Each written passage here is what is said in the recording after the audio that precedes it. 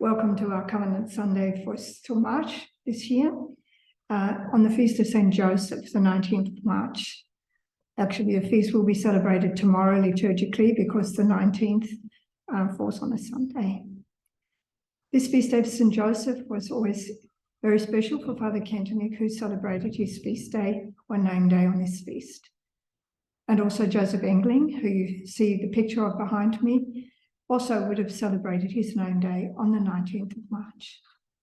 So in view of this feast day, and also for our motto for this year, "You are our letter," we want to take some time to look at Joseph Engling and see how he can be a letter of recommendation from God for us in our everyday lives. In January, at our gathering, we looked in general at what it means to be a letter of recommendation and how our Father can be seen as a letter of recommendation from God for us. And last month, some of the men took the opportunity to look at Father Dennis Foley as a member of our Australian Church family, who we can also see as a letter of recommendation from God for us. A couple of weeks ago at our national conference, we considered in some depth how our Father Kentonick, can be a letter of recommendation from God for us. And you can see that with this direction, the national motto is taking us during our Covenant Sundays during this year. Throughout the year, we want to continue to look at personalities or events in our Father's life that can be seen as giving us a message from God, or in the terminology of our motto, being a letter of recommendation from God for us. So today, at the beginning, we will look at Joseph Engling, one of the first heroes of our Schoenstadt's history. First, a little bit about his history, his life story. Joseph was born on the 5th of January, 1898. He was one of 7 children. A childhood disease left Joseph with a slight deformation of the breastbone, and it gave his shoulders the appearance of a slight stoop. And although he subsequently developed into a robust, built young man, this stature was to remain with him, this bent-over stature, and his outward actions became somewhat clumsy and awkward. He also had a slight speech defect. These physical handicaps became a rather heavy cross for him and the occasion of many sad and difficult hours. But by nature, Joseph was a thoughtful young person with a warm heart and a strong family spirit. His inborn love for hard work also prompted him to tackle any job at home or in the fields. He was born into a farmer family. When he celebrated his first Holy Communion, this left a deep impression on his soul, as he was very receptive for everything religious. At the age of 11, he began keeping a diary, and we can see from entries in this diary a little bit of the independent judgment that he had, but also a rather mature piety. When Joseph was 14, he decided on a priestly vocation and came to the House of Studies of the Palatine Fathers in Schoenstatt in September 1912.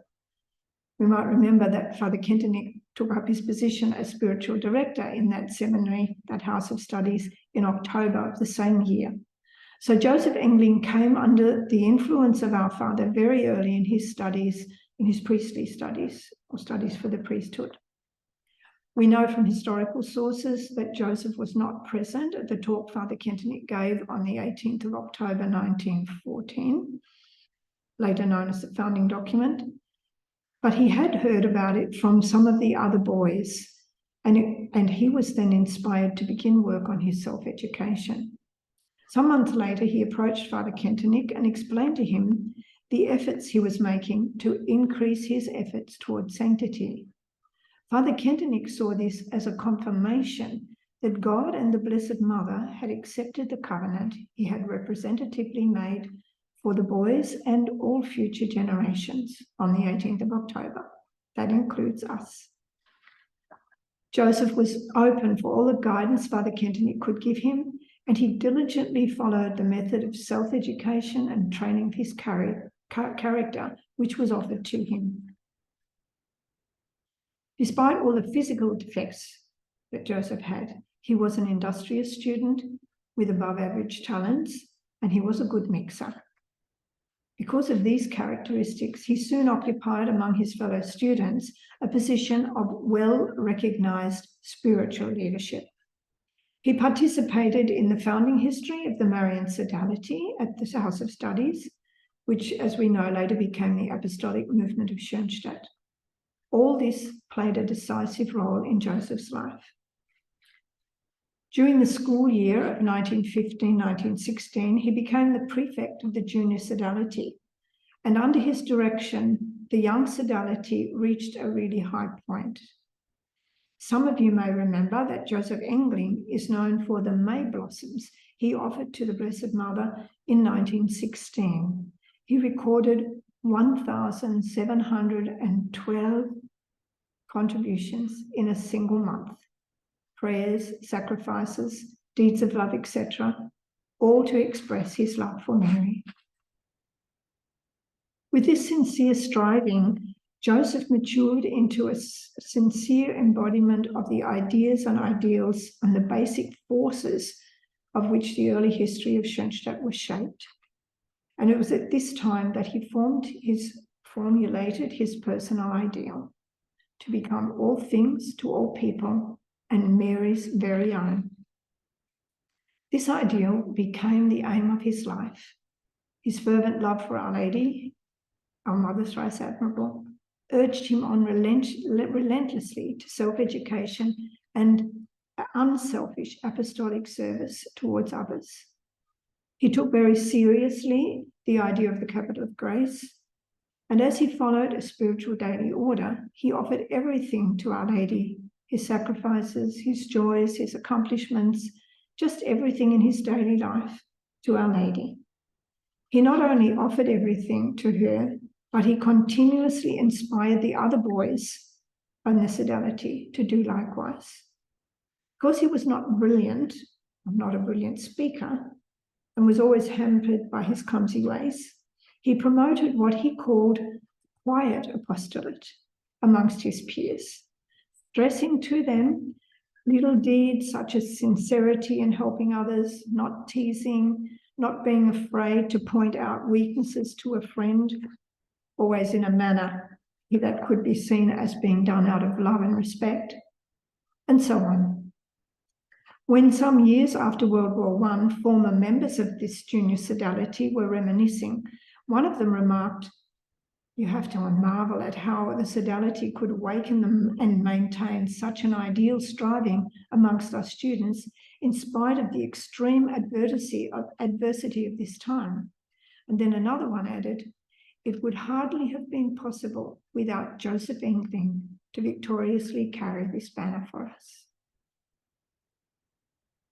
In November 1916, he was called into military service.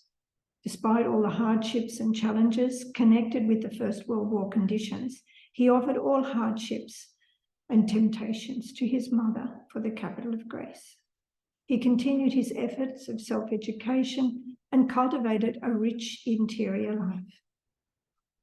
He was very loyal to his spiritual daily order. It's actually amazing what he managed in spiritual exercises on the front. This included spiritual participation in Mass, spiritual communion, 2 holy hours, rosary, spiritual reading, morning and night prayer, examination of conscience, and so on. And to these prayers, he also added efforts to fight against defects in his character or to cultivate some virtue that he wished to practice.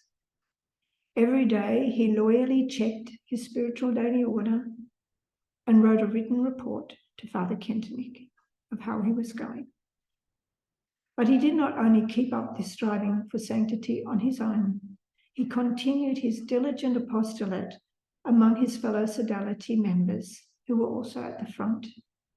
He used every opportunity to write to these members of his group, encouraging them to create a spiritual daily order and remain loyal to it. And he encouraged them to be faithful because he saw it as a means to stay close to our Lord and his Blessed Mother during these trials of war. He gave as his reasons for encouraging the use of the spiritual daily order as helping our spiritual life, offering capital contributions to the capital of grace, and keeping one's life ordered, or we could say accountability. His activity as group leader during the war was guided by the same principles as he had once used as prefect of the sodality while he was in Schoenstatt, namely that he lived the ideals he preached and spoke from personal experience. He didn't always get the response from his group members that he would have liked, but he did not give up. He kept close contact with as many as possible and used every moment of his free time, was allowed to him at the front, to stay in contact with them and encourage them in their strife. He spent the years of 1917, 1918 on the Eastern Front in Russia and then on the Western Front in France. All this while, he tried to keep in contact with his fellow sodalists, as I've just mentioned.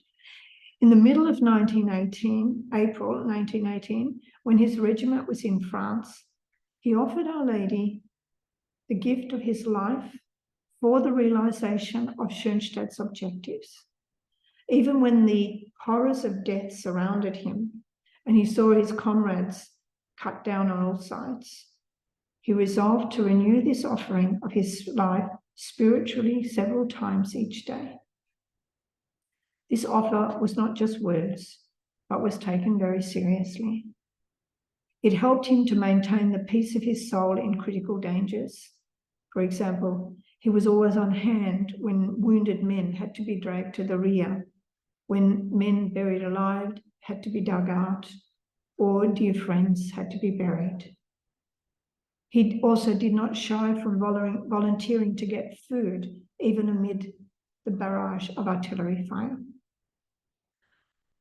Through all of this, he remained faithful as ever to his spiritual daily order, regardless of how exhausted he was.